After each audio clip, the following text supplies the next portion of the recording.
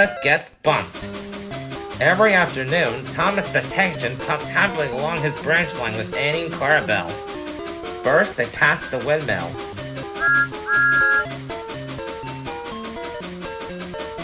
Next, they pass Elizabeth waiting at her level crossing.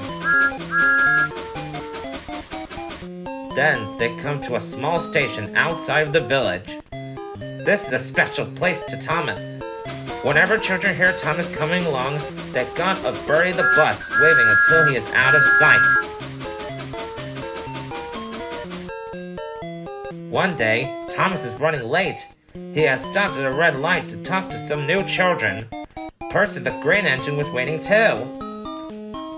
"Hurry up, Thomas," called Percy when the signal dropped. "If you're late, Sir Topham Hatt might get a new engine to replace you."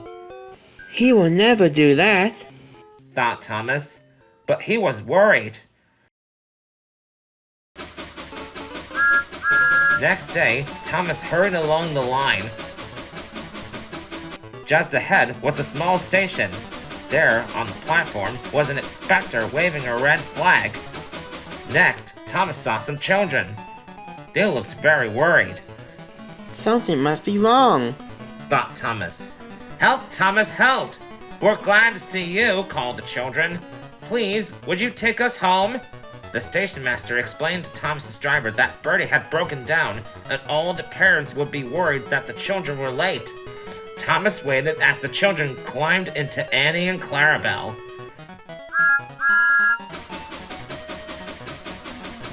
Then he took the children to the next station.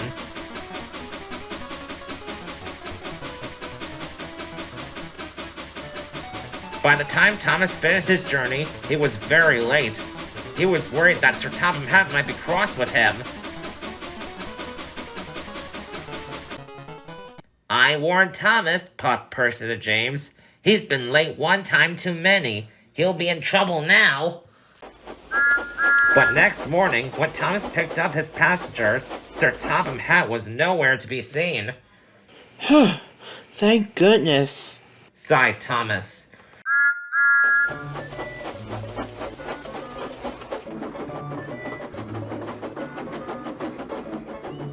Thomas knows every part of his branch line. Just ahead was a stretch where the hot sun had bent the rails on the tracks. "Careful, Thomas," called his driver, but it was too late. "That's done it," said his driver. "We shouldn't get any further today." But what about my passengers? asked Thomas. "Don't worry, they'll be looked after," replied his driver.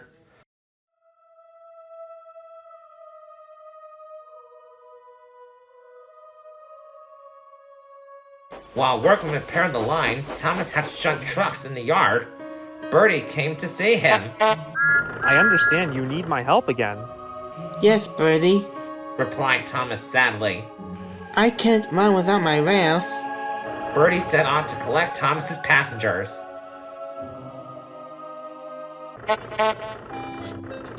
"Hello, Bertie," they said.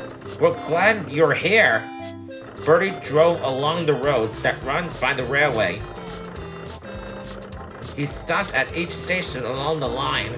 Sometimes he stops between stations to let people off close to their homes.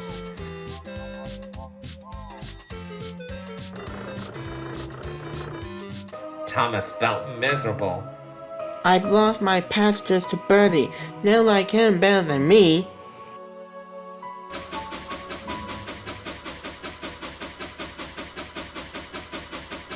A few days later, Sir Topham Hatt came to see Thomas.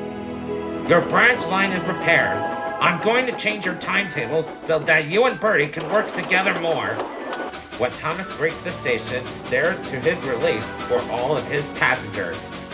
"Bertie is a very good bus, but we miss our train rides with you," they said. Later, Thomas spoke to Bertie. Thank you for looking after my passengers. "That's all right, Thomas. I like to make new friends, but I'm glad to share them with you." Bertie, you're a very good friend indeed.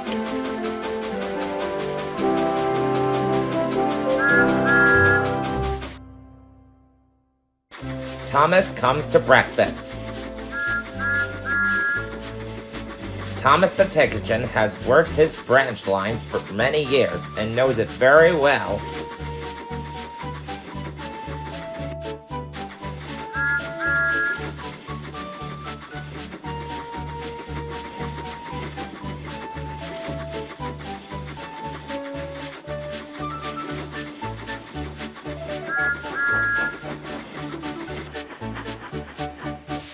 You know just when to stop, Thomas, laughed his driver.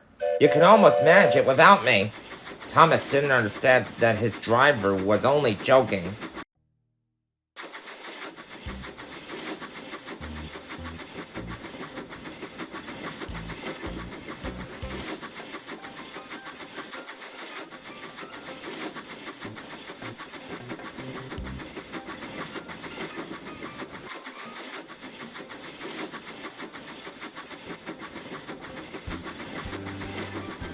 Later, he boasted to the others. Driver says I don't need him anymore. Don't be so silly, Thomas, said Percy. I'd never go without my driver. Said Toby earnestly. I'd be frightened. Yeah, right. Boasted Thomas. I'm not scared. Just you wait and see. It was dark in the morning when the firelighter came to light the engines. Thomas drowsed comfortably as the warmth spread through his boiler. He woke again in daylight. Percy and Toby were still asleep. I'll give those silly sticks in the mud a surprise. He chuckled. I'll just go out, then I'll stop and wish loudly to make them jump. Thomas thought he was clever, but really he was only moving because a careless cleaner had meddled with his controls. He tried to whoosh, but he couldn't. He tried to stop, but he couldn't. He just kept rolling along.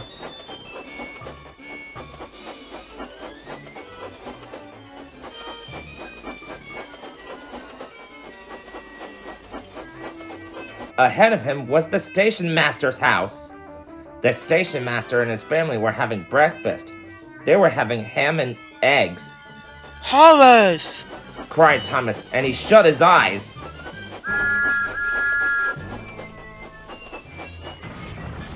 The house rocked and plaster plattered the plates. Thomas peered through the broken window. He couldn't speak. The station master was furious.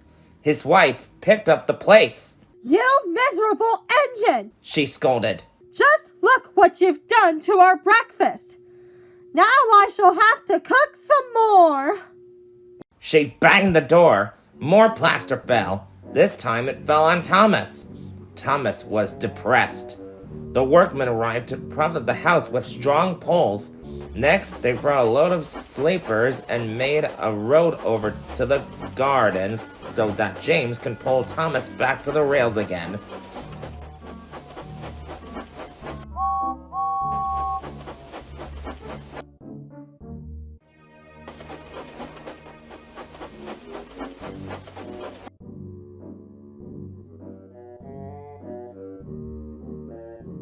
Thomas looked so silly that James laughed aloud.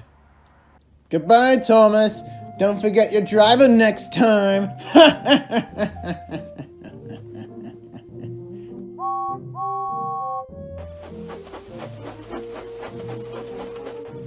You're a very naughty engine. It was Sir Topham Hatt, and he did not look happy at all. Yes, sir. I'm sorry, sir. Faltered Thomas. You must go to the repair yard to be mended, but they've no time for you now. Percy will take you to a siding where you can wait till they are ready. But, sir, what about my branch line?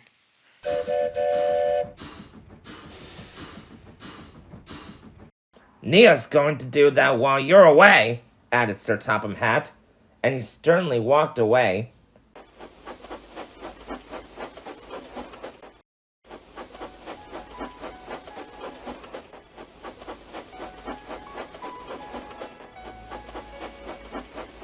Thomas didn't enjoy his time at the repair yard. It's nice to feel mended again. He said afterwards. but they took so many of my old parts away and put new ones in that I'm not sure whether I'm really me or another engine.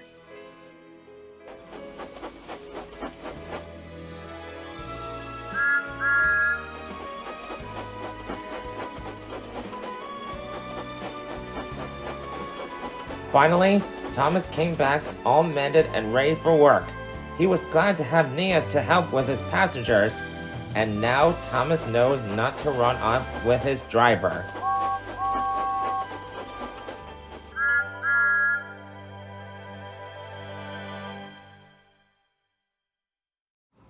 The runaway. Thomas the tank engine was ill. Workmen tried to make him better, but it was no use. Edward will have to take you to the works. Thomas felt very miserable. Then, Sir Topham Hatt spoke to Nia. Nia, I want you to help Percy and Toby while Thomas is away. Of course I will, sir. I will do my best for my friend Thomas. That's a good engine. Now off you go, Nia. Take care of Thomas's coaches, Nia. He's sure to miss them while he is away. Don't worry, Percy. I will.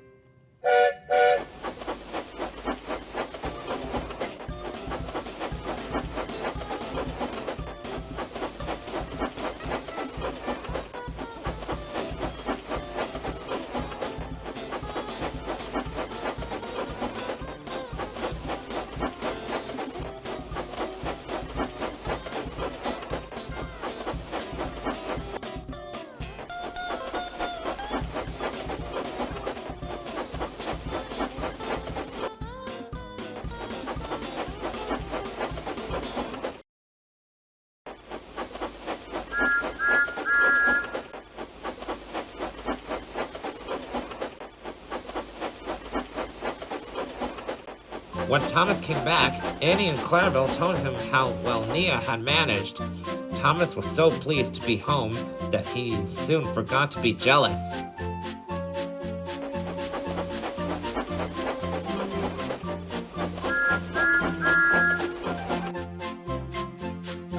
Thanks for your help, Nia. You're welcome, Thomas.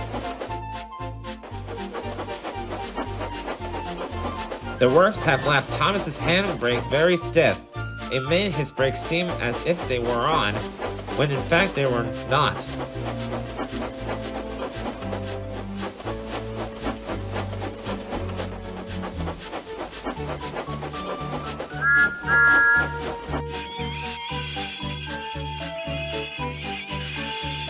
As a result, he and his coaches often overran the platform. Thomas found his most embarrassing.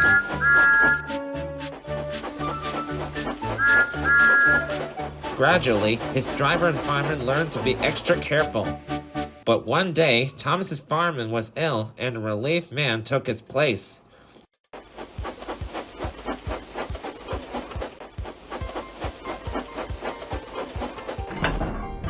The fireman had fastened the coupling and joined the driver and the station master on the platform to wait for Henry's passengers. The fireman had forgotten all about Thomas's handbrake. Thomas simmered happily. Not long now. He thought, as he saw Henry slowly approaching. But Thomas's brakes were not on, and suddenly he felt his wheels began to move. He tried to stop, but he couldn't do without his driver and fireman. He tried to whistle a warning, but he couldn't do that either. The conductor, driver, fireman, and the passengers were stranded on the platform.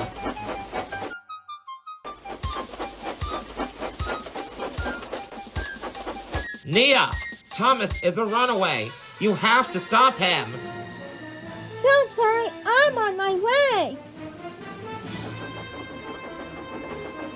Somebody help me, please. I can't stop. Don't worry, Thomas. I'm coming.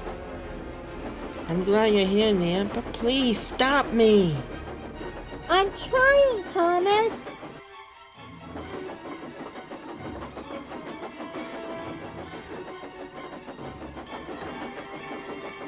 Nia used every ounce of steam she ever had.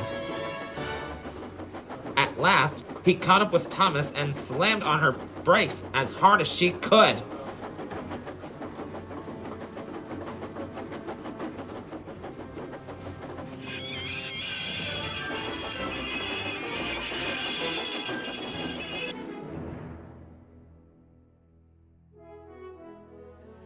Phew. Thank you, Nia. You saved me. Good thing I came to stop you, Thomas.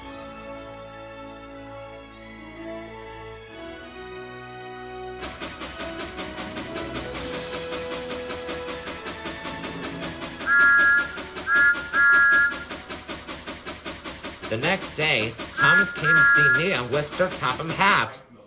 Thomas, your brakes are fixed. Yes, they are, Nia. And Sir Topham Hatt wants to talk to you. Indeed I do. Nia, I heard you rescued Thomas when he was in a runaway. Well done, Nia. You have saved Thomas from a close call. You are a really useful engine. Thank you, sir. I'm just glad to be helpful. Good job, Nia. As a reward for your heroic action, Nia, you can have a new coat of paint. Nia just beamed. Thomas the Tank Engine and the Tractor.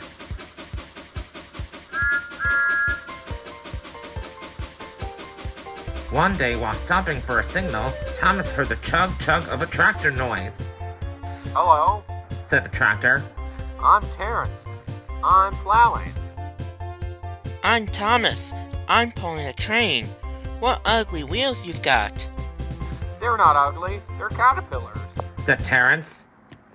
I can go anywhere. I don't need rails. I don't want to go anywhere. Said Thomas huffily. I like my rails. One day it snowed till the rails were dark lines standing out in the white ground. You need your snowplow for our next trip, Thomas, said his driver.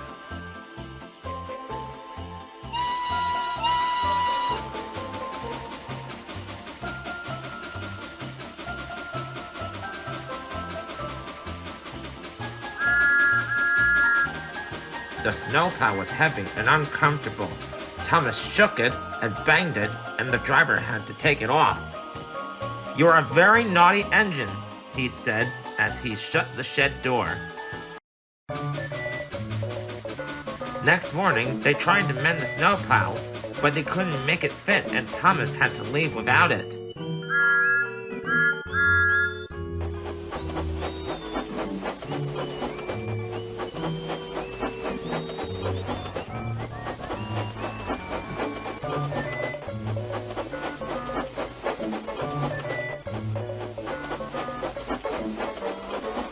Silly sauce stuff. Puffed Thomas. Snow can't stop me. I didn't need a silly snowplow yesterday, and I won't today. He rushed into a tunnel, but the other end was blocked with snow.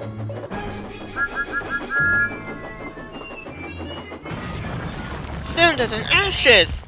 Groaned Thomas. I'm stuck. Back, Thomas, back, said his driver. Thomas tried, but his wheels spun and he couldn't move. The guard went for help, while the driver, firemen, and passengers tried to dig the snow away. But more snow slipped down onto the tracks. At last, the bus came for the passengers. Then, Terrence came chugging through the tunnel.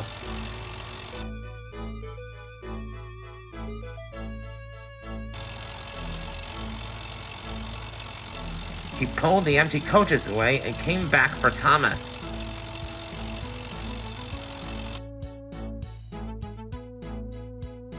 Terrence bravely tugged and slipped and tugged, but at long last, he dragged Thomas clear of the snow.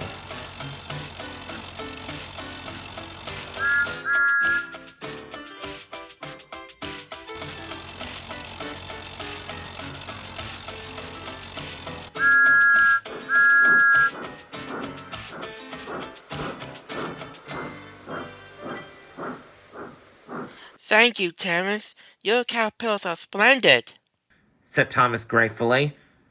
I hope you're sensible now, Thomas, said his driver sturdily. I'll try. Said Thomas as he puffed home.